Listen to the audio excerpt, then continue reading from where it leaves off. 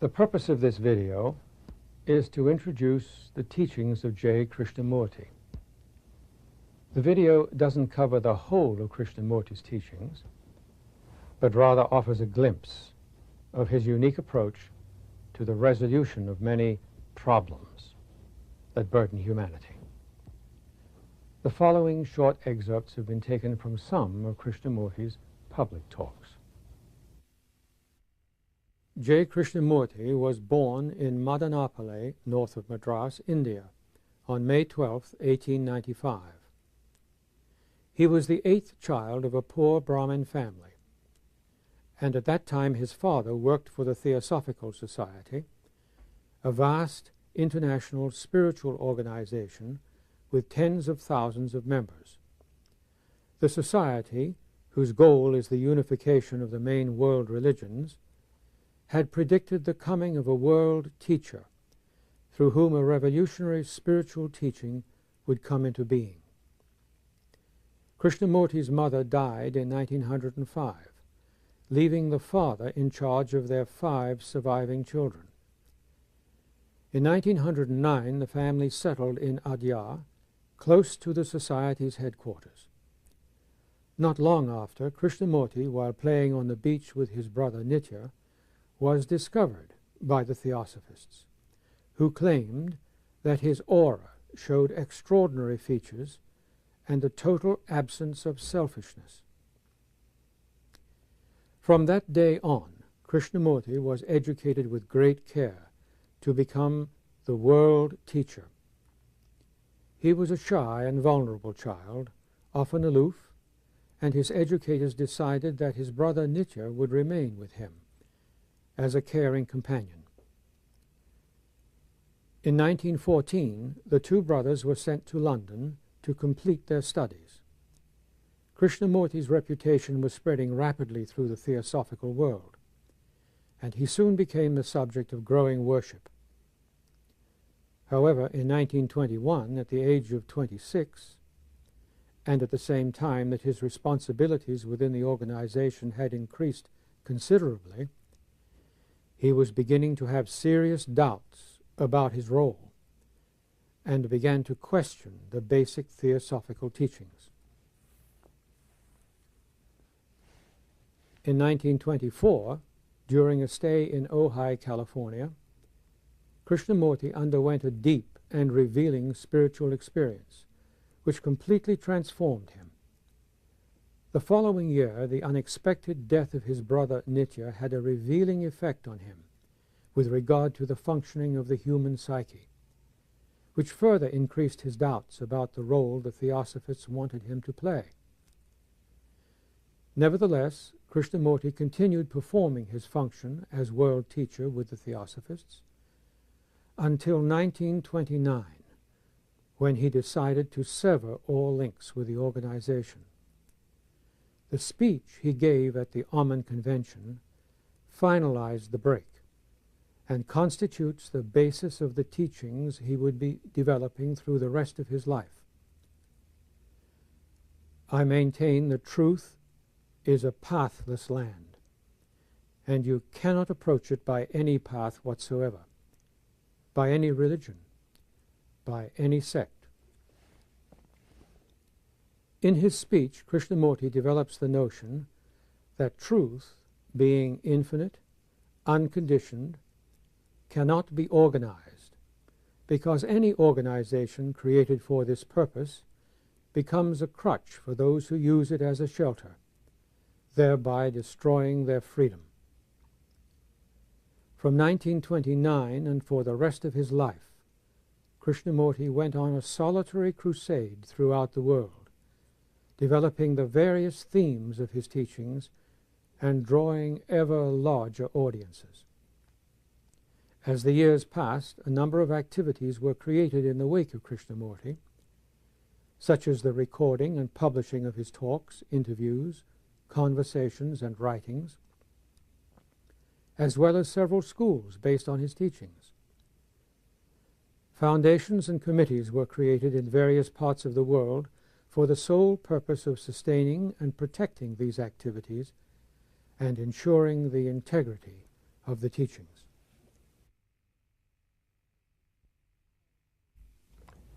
The theme of freedom can be found throughout Krishnamurti's teachings.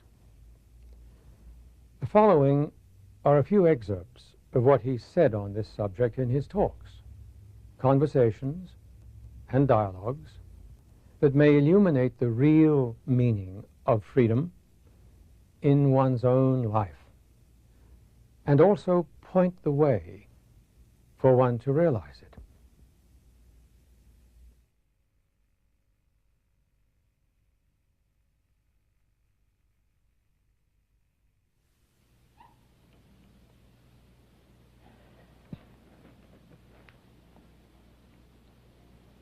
For most of us, we demand freedom politically or religiously, or to think what we like. And there is the freedom of choice.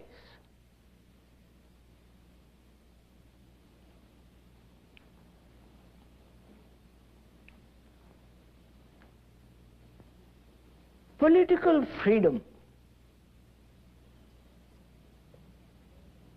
is all right, and one must have it. But for most of us, we never demand and find out whether it is at all possible to be free inwardly.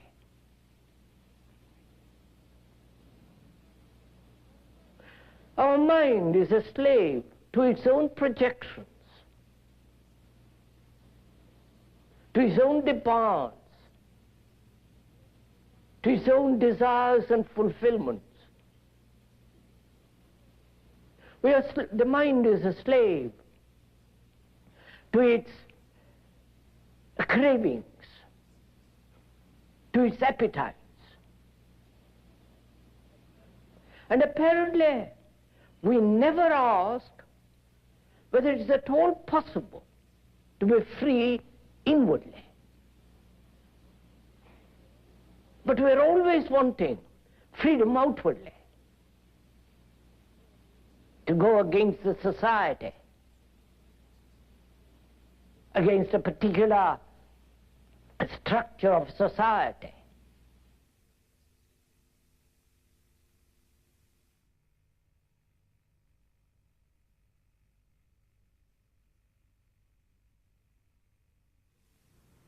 What is the society? What is society?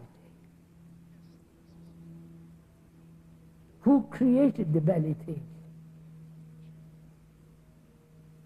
Who is responsible for all this?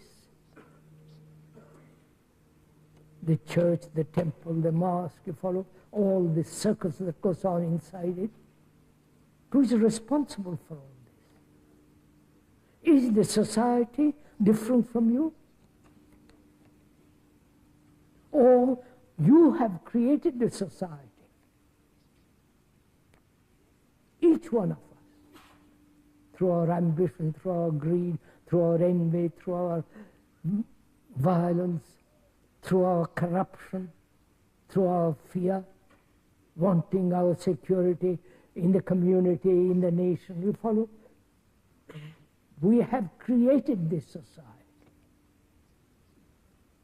And then blame the society for what it demands.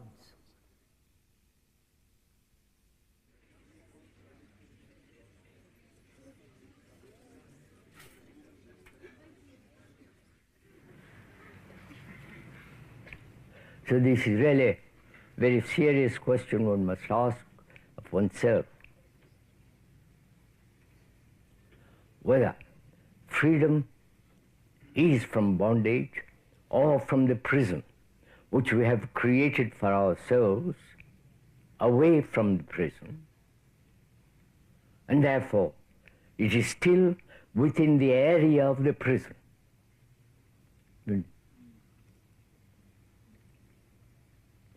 If one is in a prison, both physically and inwardly, subjectively, then the physical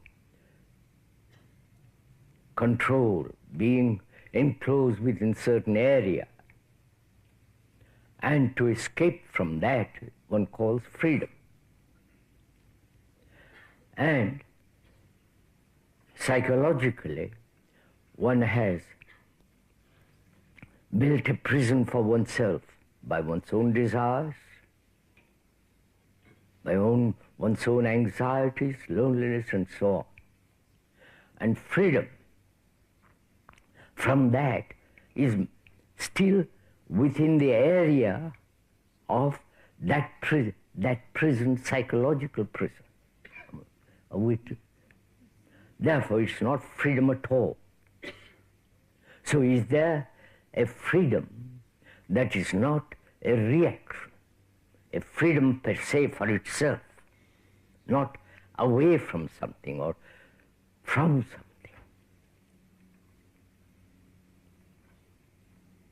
So one must understand for oneself why we're always trying to escape or to rationalize or to go beyond that which is. If one understands that which is, understand not merely intellectually, verbally, but see the depth of it, see the truth of it, the substance of it, the vitality of it, then observe, perceiving that and remaining with that and explore into that movement, learning, not memorizing. From that, if one goes very deeply, then there is freedom per se. While Krishnamurti's teaching points to the way self-centered thought, in search of individual security, creates the fear and mental disorder which block access to freedom, his teachings also emphasize that when there is a profound understanding of the source and nature of these thought-created blocks, it's possible for a human being to end them, and that freedom then may come uninvited. Regarding fear, Krishnamurti begins by seeking its causes.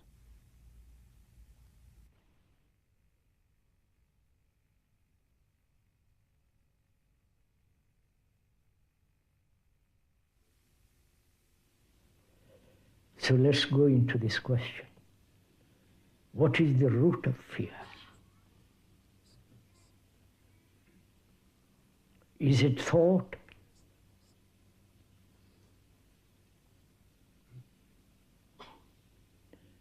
Thought being the accumulated memories born of knowledge, experience, and thought born of knowledge, and knowledge being limited, so thought is limited. Is fear subjectively first, inwardly first?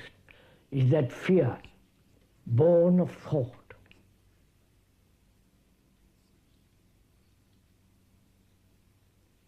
Thinking about tomorrow,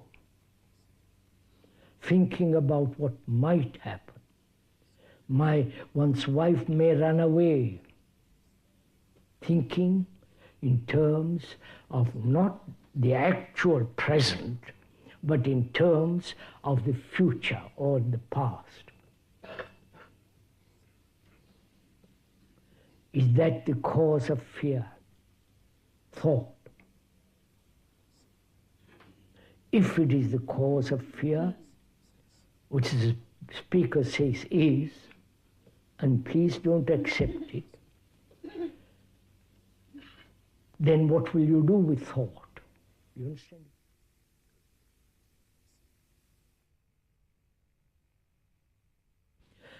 And then one asks, is there another cause of fear? time. Time is a movement, a series of movements. And the time which is tomorrow, I might lose my job. I might become blind. I might, all the rest of it tomorrow. So time is a factor of fear, right? So time and thought are the roots of fear. Time is.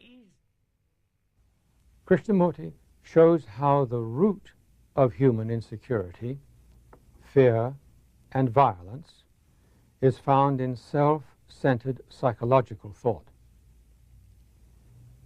Krishnamurti also points to the useful role of thought in one's daily activities and its necessary role in creating and organizing technology and science and so on.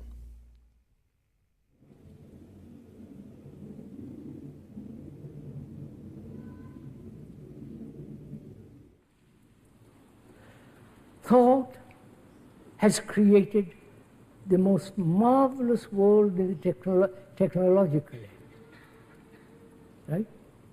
The incredible things thought has done in the world of medicine, surgery, in homeopathy, all right,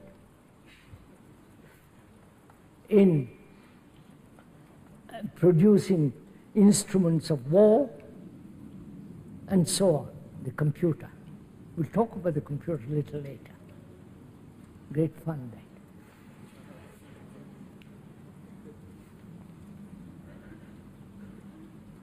And thought also has created a division between you and me, my wife and me. This whole process of division is going on throughout life. Is thought the cause of it? Please look at it carefully, let's find out. If thought is the cause of this divisive process, then we'll have to ask a question which is much more serious, whether thought can ever function in one area completely, in the physical world, the daily world, but completely end in the psychological world. For Krishnamurti, this character of psychological thought, with its division and resulting fragmentation, can only lead to conflict.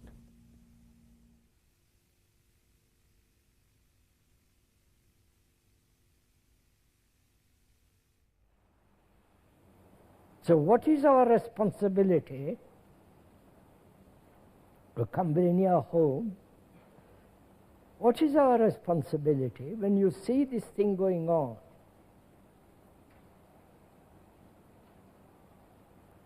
If I belong to a certain tribe called nationalism, certain religious sect, which brings about division and therefore conflict, I either accept that conflict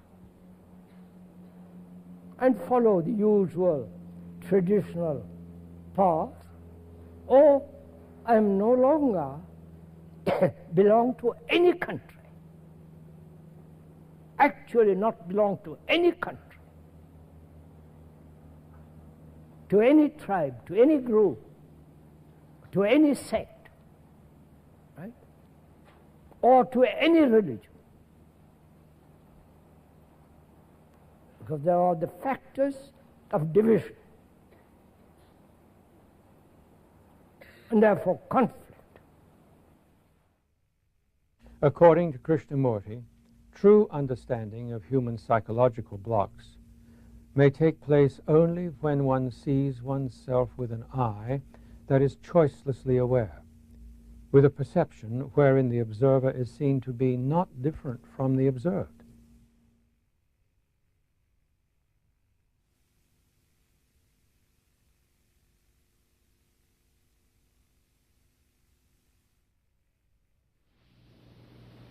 Therefore, it's very important, imperative, that one understand oneself deeply, understand all the responses, the conditioning, the various temperaments, characteristics, tendencies, just to watch without the observer. We are meeting now to observe without the observer.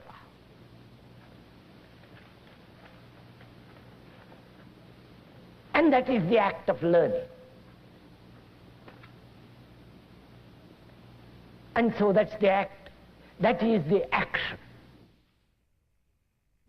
One of Krishnamurti's priorities is education. He replied as follows to a question put to him on this subject.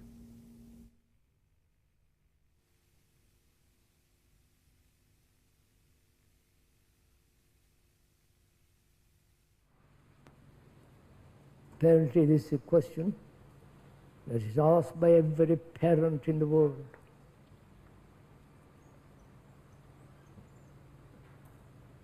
Children.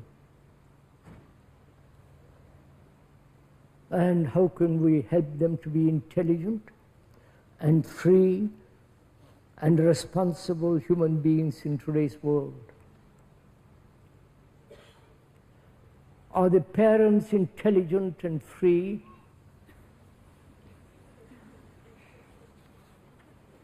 Are the teachers intelligent and free and responsible?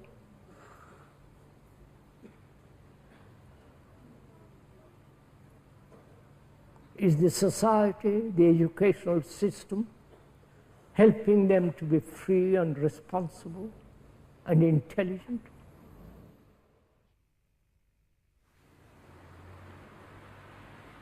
So, education means a holistic approach to life.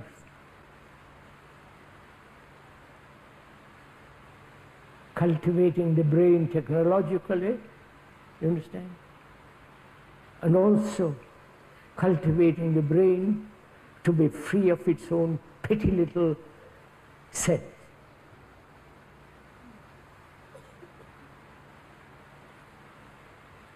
That requires teachers who understand this, who are committed, who are responsible. And the parents, they must love their children. Krishnamurti approaches the question of death from a new point of view. Notwithstanding physical death, which is fairly obvious, he relates the phrase, the death of the ego, to the end of attachments.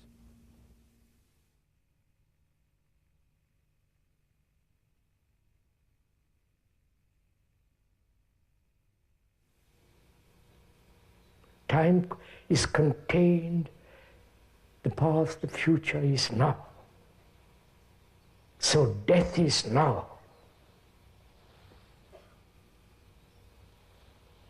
That means if I am attached to my wife, to my something or other, to my furniture, right? Aren't you attached to something? And death comes, says, that's the end of it. Cuts it. So can you be free of the attachment? Therefore you are living then, living and dying at the same time. You understand this?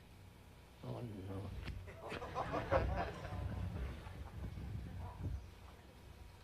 Do it, so you will see what an extraordinary thing it is then.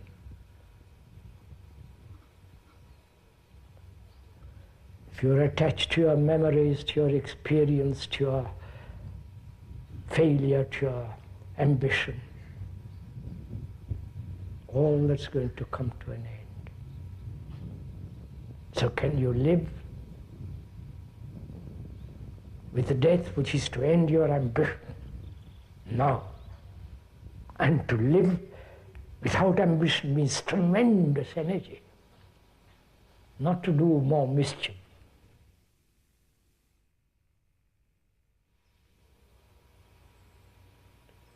So death and life always march together.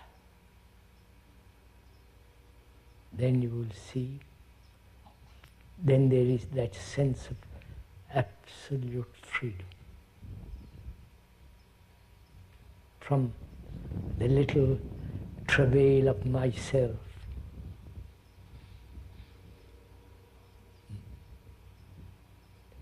And that's necessary to understand that which is timeless, if there is such thing as eternity. We'll talk about it another time. But to see all this as a movement of life, dying and living. Therefore, in that sense, things become, you'll never kill another. Never deliberately hurt another. The outcome of this search is freedom, which is realized in ongoing meditation and leads to the discovery of love, the discovery of the true religious mind.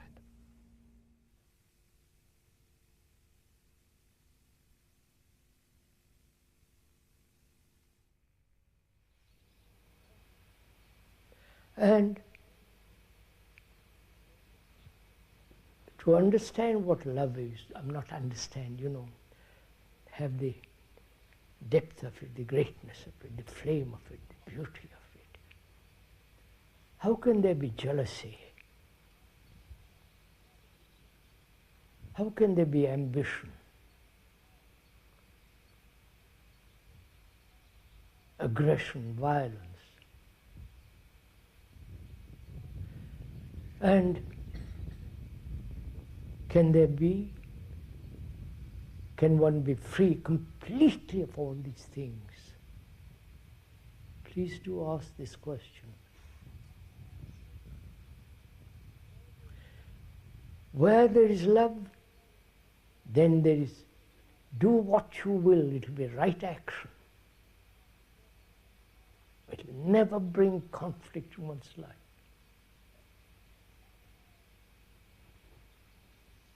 So it's important to see that jealousy, antagonism, conflict, and all the pain of relationship has no place in love, where there is love. And can one be free of all that? Not tomorrow, now.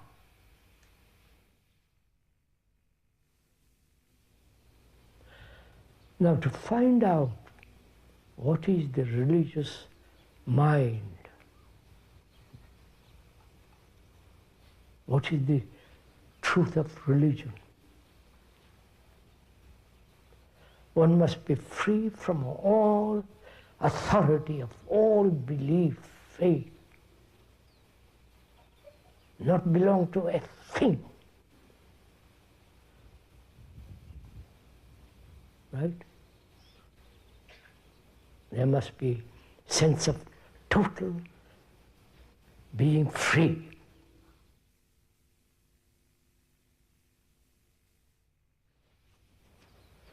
So meditation is something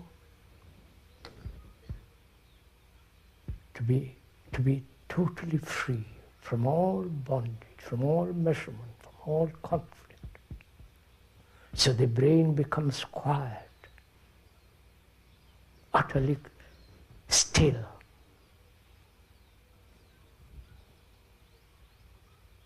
And that silent stillness has its own beauty, its own truth,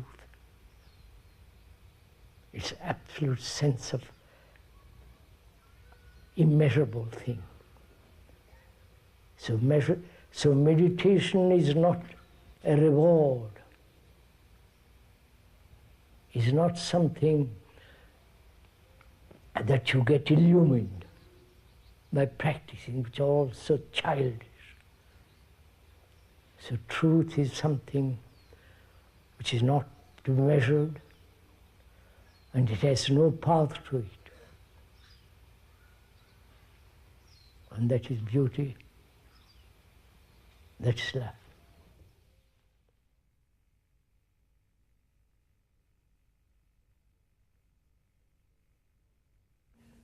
Krishnamurti pursued his activities until the very end of his life.